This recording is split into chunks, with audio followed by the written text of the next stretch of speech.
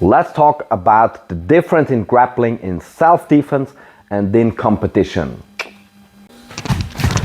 Climb on top of me and meet your doom. No, that's not how grappling in self-defense should look. It's more like I'm grabbing and I'm throwing down and then maybe I'm gonna stomp him to a pulp. So grappling is much more than pulling guard, and it's very likely to not be pulling guard. So when I explain to people that grappling totally works in a self-defense situation, they're like, why should pulling guard and then trying to outpoint your opponent with advantages work in self-defense? Because it's not that. Basic versions of grappling mostly involve throws. And the basic versions of throws are the ones where you keep standing yourself. So in a self-defense situation, it's very likely that he wants to grab me anyways. In German, we even use the word for assault is Angriff. An attack is an Angriff, which literally translates to on grabbing. And that's very likely what it is. People like grab you, they want to choke you, they want to hug you basically or whatever. So if he wants to attack me, he's very likely to be very close and attack me in some way. And I can use, however, I'm just trying to make him fall. And people very much underestimate the effectiveness of throws because, in a competition, people just fall for two reasons. Like he's a trained martial artist, he knows how to fall, and he's hopefully not under the influence. So he's sober, he's very easy to fall. And the mats, even though they feel kind of hard, they are incredibly soft. So you can punch the mats or even slam your head onto them, no problem. I wouldn't want to do that on that pillar, and I would not like to do that either on the pavement outside. So a throw on the mat, very easy. A throw on pavement, incredibly effective.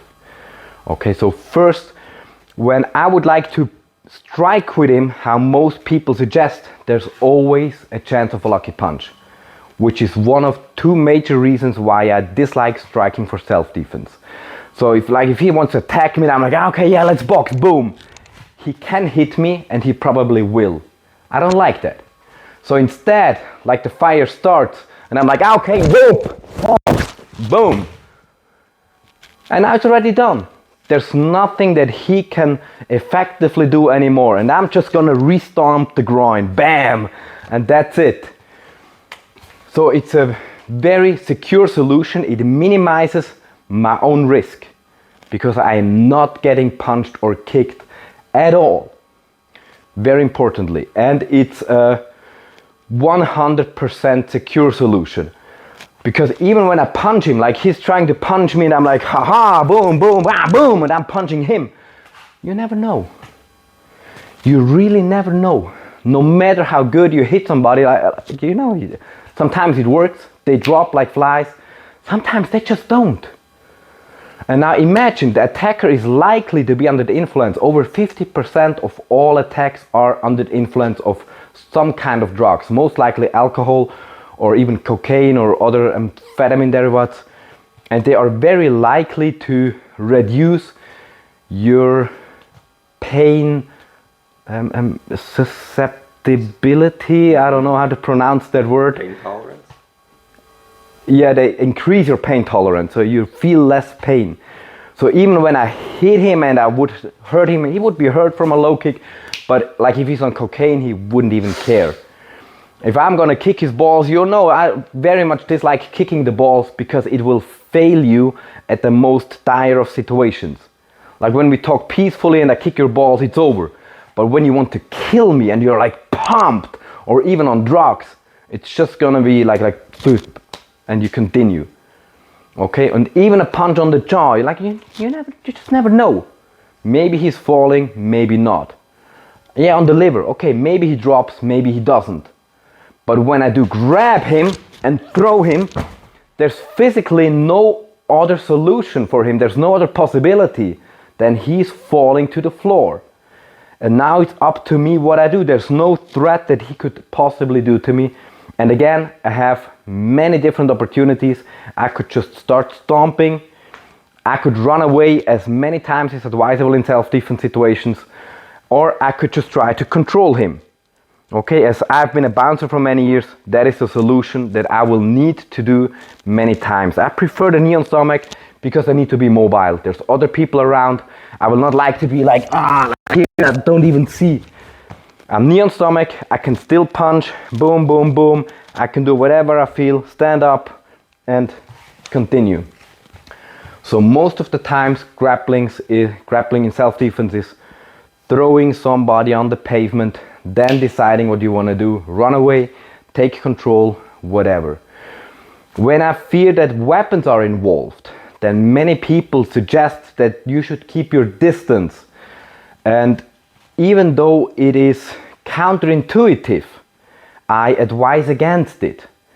Because you might feel safe at a higher distance when he's like holding a knife.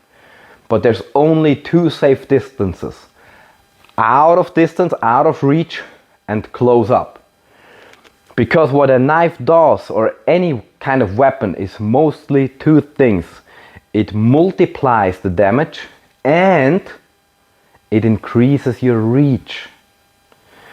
So when I'm in striking range and he's holding any kind of weapon, his range will be increased.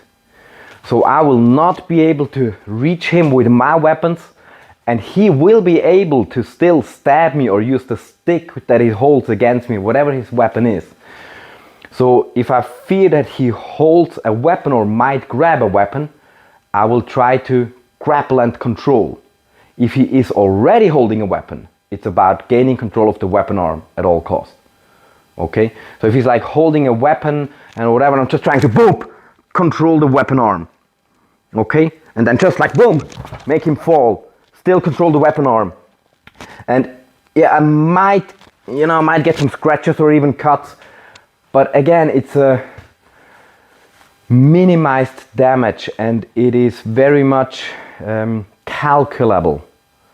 So it's much more calculable. Like when he's holding a knife, now imagine what am I gonna do? Like punch his face, and then he's trying to stab me, and I'm like, oh no, and then I'll try again, and he's trying again, and it's just bad math, like the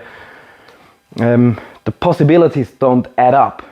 So I'm much better off trying to, he's presenting the weapon to me, and I'm like, boom, control, okay, boom, down, boom, down, control the arm, control the weapon.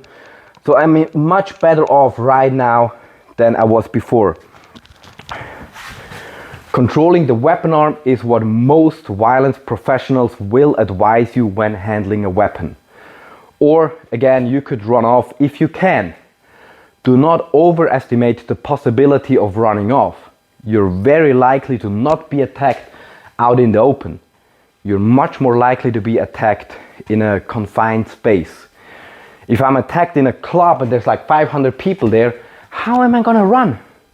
I literally can't, because there's people standing here. I cannot run. I can run like 20 centimeters and then I'm running into somebody. Or if I'm being attacked on the toilet where many attacks happen, what am I gonna do? Run?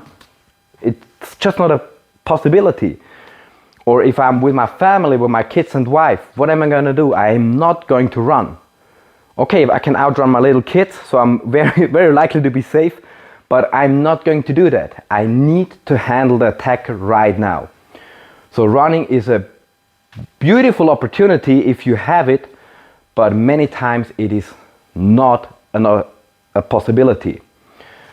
So it's much better for you again to try and grab. And even if it's no weapons, if it's just fists, if I can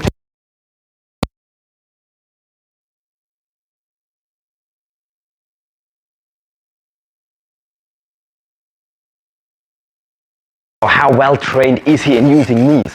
How high is the risk of getting it?